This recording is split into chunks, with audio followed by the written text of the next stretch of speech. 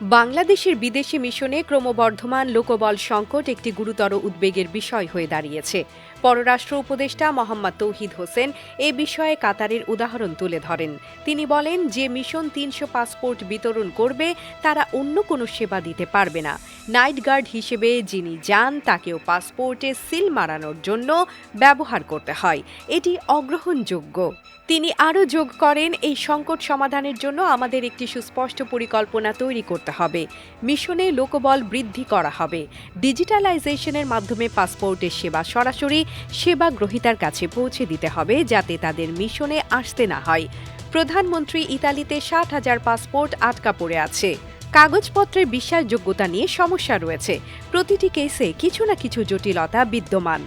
একটি দালাল সেখানে কাজ করার অনুমোদন এনে দিয়েছে, কিন্তু বাস্তবে তার অবস্থান অদৃশ্য, বলেন তিনি। ইতালিতে ৬০,০০০ পাসপোর্ট আটকে আছে এই জন্য প্রচুর ফলস কাগজপত্র দেওয়া হয়। আমাদের এই দুর্নাম আমরা অর্জন করতে আনফরচুনেটলি আমাদের হয়েছে। বিদেশে বাংলাদেশের ইমেজ নিয়ে তৌহিদ হোসেন বলেন, ইমেজ একদিনে সৃষ্টি হয় না, আবার একদিনে শেষও হয় না। যখন ভূমধ্যসাগর পাড়ি দিতে গিয়ে আমাদের সংখ্যা সবচেয়ে বেশি হয়, তখন ভালো কথায় ইমেজ রক্ষা করা সম্ভব নয়। ইমেজ একদিনে সৃষ্টি হয় না, একদিনে শেষ হয় না।